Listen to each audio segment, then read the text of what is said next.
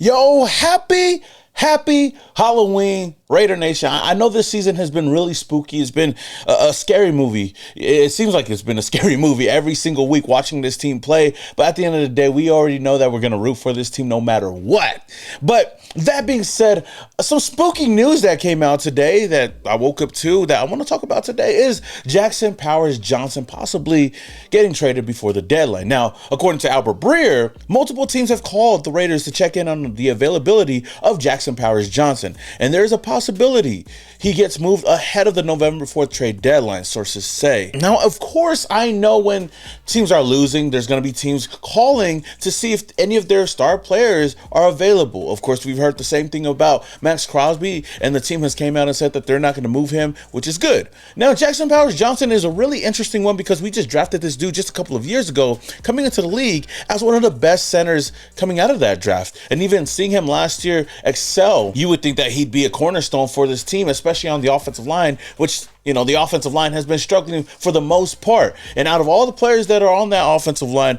why is JPJ's name even brought up? Why would the Raiders even consider this move? Now, looking at it from the outside looking in, yes, it's crazy to even think about this. But if you really kept up with this team throughout the whole offseason, I don't know, something just feels a little bit weird with this coaching staff, with this regime, and JPJ. I don't know what it is. Can't really put a finger on it, but I just have this feeling that they don't really like JPJ. They don't really fuck with JPJ like that. First, you move this guy from center to right guard, saying that Jordan Meredith was better than him, which we all know, anybody with a set of eyes can see that Jordan Meredith isn't a better center than JPJ. Then when he returned back from injury, they kept him on the bench and let Alex Cappa play. I forgot what game it was, but that was crazy in itself. And on top of that, against the Chiefs, the Raiders benched JPJ in that game because he was struggling.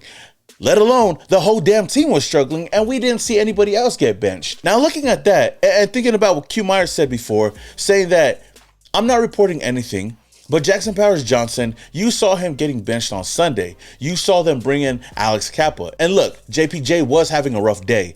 I don't blame them for sitting them down, but we all know how it's gone all year with JPJ. So if he's seeing that, and the Raider fans are also seeing that, I feel like when you put all of that together, you can't really put it out of the realm of possibility that JPJ could possibly get traded. And I swear, if they do trade JPJ, then Pete Carroll might lose the locker room. Not only just lose the locker room, lose the team. And again, this is a guy that I want to keep on this roster, but when you make moves like this, it's kind of hard to defend you. We've seen it done before with Josh McDaniels. I know when he moved on from Derek Carr, a lot of people weren't for it. When John Gruden moved on from Khalil Mack and Amari Cooper, a lot of people weren't for it. You're moving on from cornerstone players, whether you agree with it or not, especially a player of JPJ's caliber, a young player with a lot of upside. That's one of the better centers in the NFL right now, on a team that is struggling to have any identity on the offensive line, that struggles to have any solid pieces outside of Colton Miller, to me is really questionable. I know I'm gonna be pissed off, and I know a lot of the Raider fans will be pissed off as well,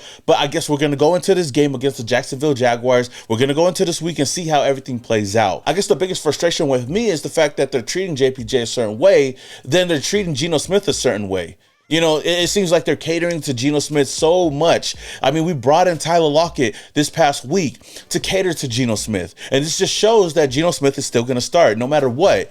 And if it comes down to performance, and if it comes down to competition and doing your job on the field, why is Geno Smith still on the field? That's my biggest question. Why haven't we come out and said that, hey, we're going to move forward with Kenny Pickett? Heck, Aiden O'Connell returned this past week. Why don't we say, hey, Aiden O'Connell might start this week? Who knows? I know that there's going to be a lot of controversy there, but you can't favor one position and not favor the other position. It just doesn't make a lot of sense to me. But Raider Nation, what do you think about this news today? What do you think about JPJ? Do you think that the Raiders should move on from him or not? Do you think Pete Carroll's playing a little bit of favoritism here? Let me know down in the comments below. Now, speaking of some crazy things that I read on the internet in the past couple of days, especially with the trade deadline coming up pretty soon, there's going to be a lot of rumors and a lot of speculations on who the Raiders could possibly get or even trade away. But one player that really caught my eye, of course, was quarterback Tua Tagovailoa. Now, you know me, I'm always down to get another quarterback, especially if our current quarterback isn't really working out right now. And Tua is it's a really interesting name. I'm not going to lie to you guys, because one side of me, you know, my Samoan side is always going to be like,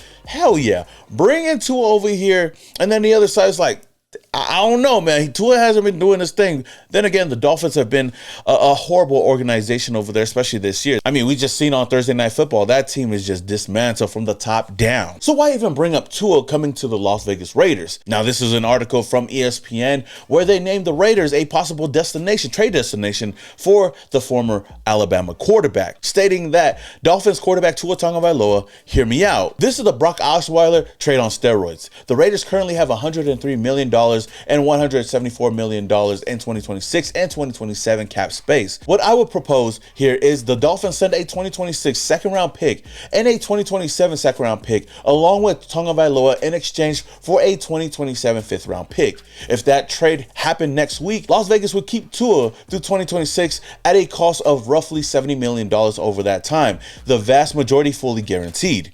It would get the Dolphins out of their tight cap situation so they can reset and rebuild. And it would be a more efficient use of resources for Las Vegas, regardless of whether Tua ever takes the field for them or not. Okay, now reading that, okay, it makes a lot of sense why they would bring it up. Of course, Tua is getting paid a lot of money, and if they want to clear up a lot of cap space, then trading him away along with 2 second-round picks, I think really sounds intriguing for the Raiders if it was up to me. Yes, you would be paying a lot of money for Tua right away, but he's still a young quarterback with some upside and the right system and the right offensive system, which I think Chip Kelly is a perfect offensive coordinator for a guy like Tua Tagovailoa. Now, Tua has not been that great. I mean, he's shown spurts here and there of being a solid quarterback, a franchise quarterback. So that said, would I want to take a chance on Tua? Kind of, yeah. But mostly no. I don't think that the Raiders need to go in this direction. I feel like the next quarterback that the Raiders need to have on this team, other than bringing in a solid veteran backup, is drafting a young quarterback. Go get a new quarterback in this next draft. We have to do it. I think we're due for a first-round quarterback. Heck, maybe even a second-round quarterback at this point. But I thought I'd bring that up because I thought it was interesting once I read it, and I was like, okay, maybe there's something there. 2 second-round picks does sound intriguing. That money, not so much, but I totally understand it. But let me know what you guys think. With this trade package, would you guys trade for Tua Tagovailoa? Let me know down in the comments below. Now, Aidan O'Connell, I want to speak on him just a little bit because I didn't really speak on him too much this week, but Aidan O'Connell returned to practice. According to reports, the Raiders are opening the practice window for quarterback Aidan O'Connell, adding another element to the Las Vegas quarterback room. O'Connell fractured his wrist in late August and landed on the IR, prompting the trade for quarterback Kenny Pickett. Now he's back sooner than later. And the biggest question for a lot of Raider fans is whether or not the Raiders should move on from Geno Smith and put AOC in, which I think is kind of crazy because just a month ago, a lot of people were calling for AOC to be released from this team. He was trash, whatever it is. And for me, I'm still on that same notion that I don't think that AOC's that guy. I don't think that he'll ever be that guy. Hopefully he does prove me wrong, but from what we've seen, from the little that we've seen these past couple of years, he hasn't shown me much. I know a lot of people bring up the Kansas City Chiefs game on Christmas Day, but he wasn't that guy. He didn't put the team on his back. He wasn't the reason why we won that game. Then you talk about the 63-point win against the Chargers. Yeah, solid showing. Mainly the defense was doing their job, plus we were playing Easton Stick. So do I think that AOC should be a replacement?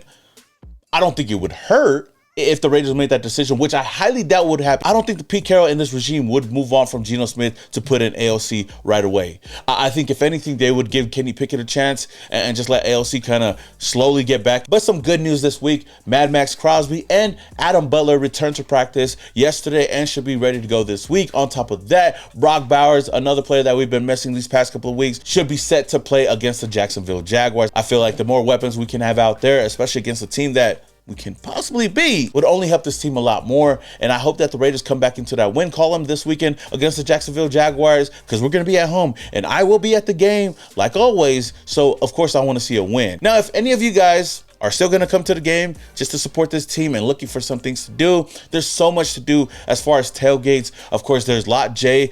Raider fans are going to be over there doing their thing. There's going to be a toy drive as well. Also, Modelo Tailgate Zone is another cool place to go and check out if this is the first time you guys are in Vegas. But of course, if you guys want to come hang out with me, I will actually be at the Raiders Masquerade by Confirm 360. This is a VIP experience, unlimited food, unlimited drinks. Of course, alcohol is included in that as well. You got live entertainment, you got a DJ, you got some carnival games. it's just fun for the whole family. And you can also catch all the games, all the morning games on the big screens over there. So it's definitely going to be a vibe. And if you guys are interested in that, then head over to confirm360.com and use our promo code Raiderverse10 to get 10% off of your order. If you guys do come through, come say what's up to me and get a picture, man. I love meeting everybody that supports this channel. Until the next video, though, I hope every one of you guys enjoy your Halloween. And hopefully it's not as spooky as the season. But again, until the next video, this is your boy Small Raider and your boys. Yeah.